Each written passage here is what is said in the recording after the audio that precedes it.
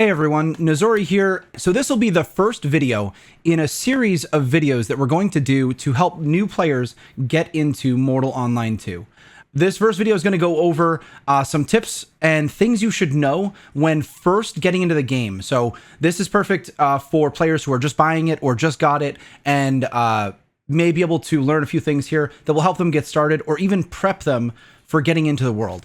So I'm going to try and be precise and just give you the bare bones and like things you shouldn't miss when you're going through Haven, building your character, getting into the world.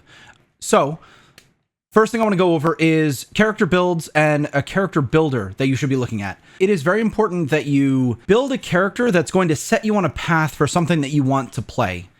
Now, there are some open-ended character builds that you can kind of tweak and adjust as you go, but for example, if you are a mage, you're not going to want to pick a Thursar. If you are going to be a hybrid, human might be one of your best options, depending. There are other options. There are a lot of different ways to build characters, but you're going to want to kind of figure things out a little bit before you make your character so you don't regret something later. I'm going to link in the description a link to the character builder that most players use to kind of figure out what they want to play.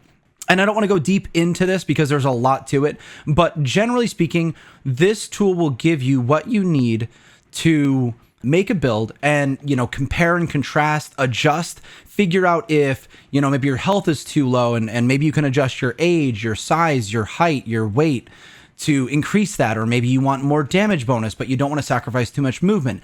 In this character builder, you can kind of make a build, save it, compare it to maybe one that you're going to adjust, and you can tweak it until you get what you like. It took me maybe half hour, maybe 20 minutes just to kind of figure out a really good build that I wanted to go for, and using the tool really helped out. So I highly recommend the tool.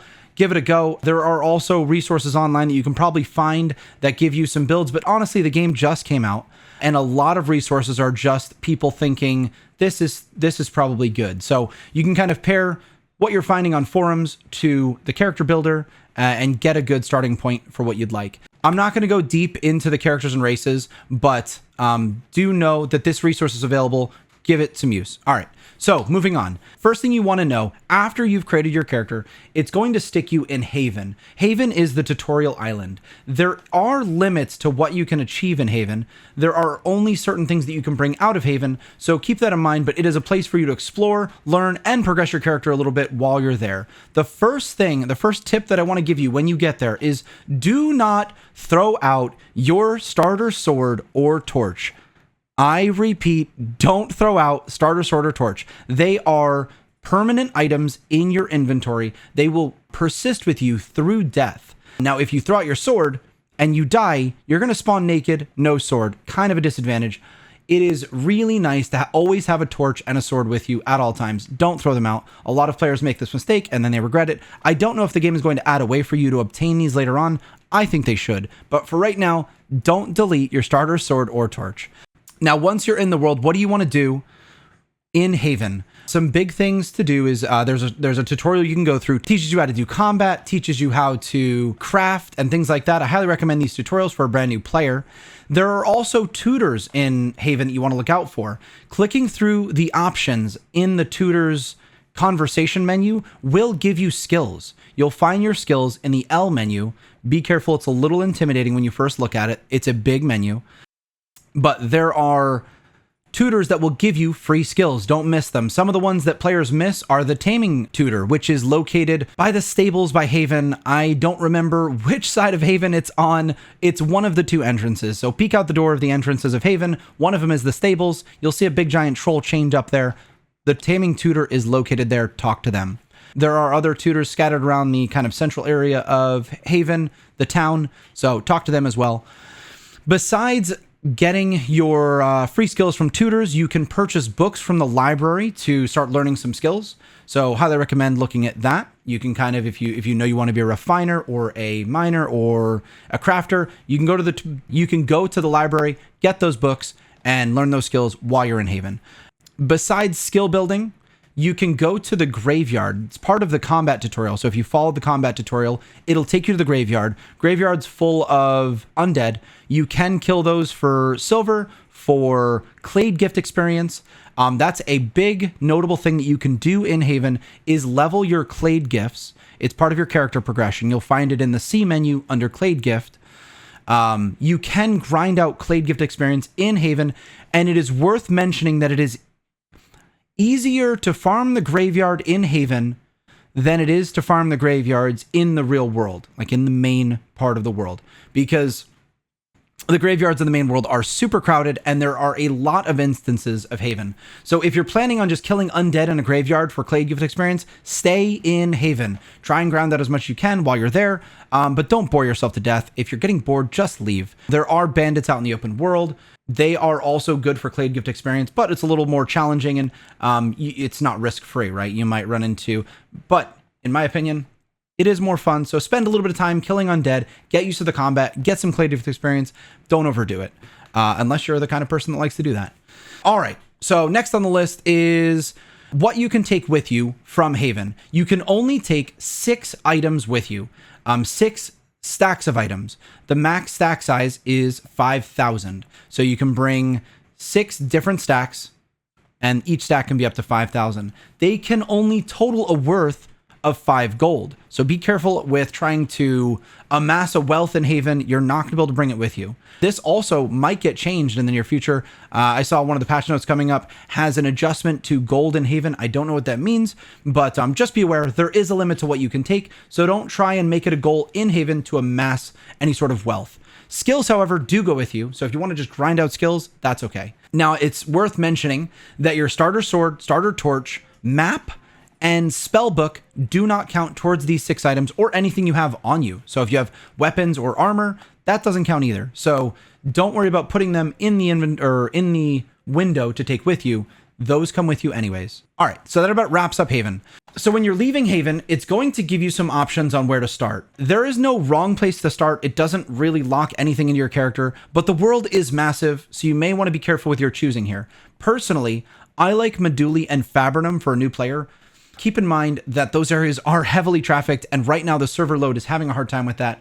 That should probably change as a week or a few weeks go by. So if there's no server trouble right now, Fabrinum and Meduli, highly recommend. Areas to possibly avoid are Hyspelia and Moki, because there is no graveyard in those towns. So be aware, if you choose those 2 towns, it's going to lack a graveyard with undead, which is kind of your, if I don't have anything, go kill some undead, you'll gear back up. So be careful choosing those towns. Moki and Hyspelia, they do not have a graveyard. Everything else is really acceptable. Tindrum's really good and notable. I haven't spent much time there, but they did add a lot to Tindrum, and it is great for a new player. So basically just make a choice. So this is a good time to mention, there is an online map. I will put it in the description. I'll link to this map that a lot of people use to see what's in the world, see where the spawns are, see where horses spawn. Extremely useful. Take a look at it, and you can also use that to make your choice on where you want to spawn. So that about wraps up Haven completely and getting into the world. Once you're in, what do you do? So I'm going to probably have a lot more video guides on what you do in the real world, but the big things to kind of get started with are get gear, get money, coordinate with your friends crafting things if you have friends. If you don't, maybe consider joining a guild. There are probably plenty of guilds out there with open recruitment. A lot of people just need useful members. So coordinate with friends if you're going to do that. If you're not going to coordinate with friends, probably try and get a little bit of everything, right? Be decent at crafting some armor, be decent at crafting whatever weapon you choose.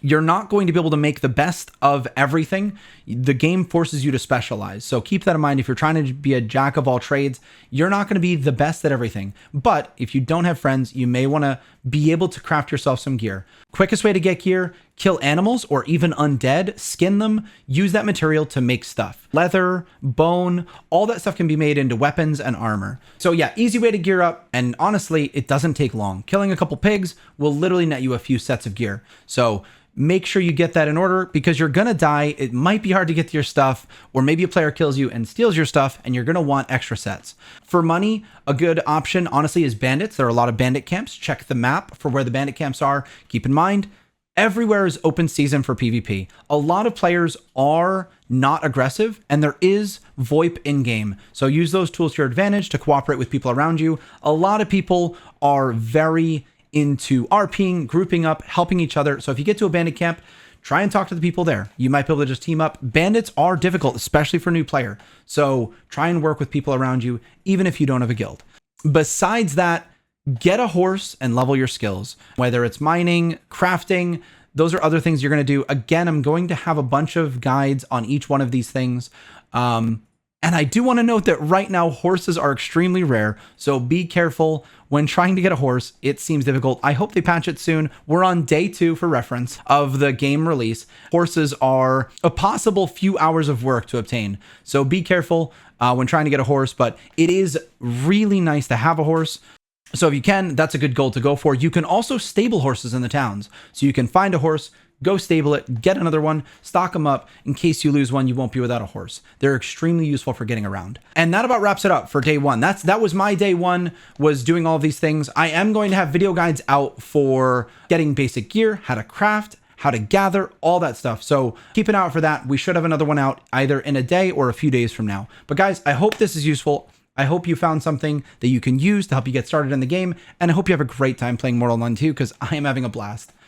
If you do have any questions or anything, you can catch me live on Twitch. I stream almost every night at twitch.tv/Nazori, and I would love to see you there. But anyways, guys, thank you for watching. Leave a like if this video helps you out. I would greatly appreciate it, and we'll see you around.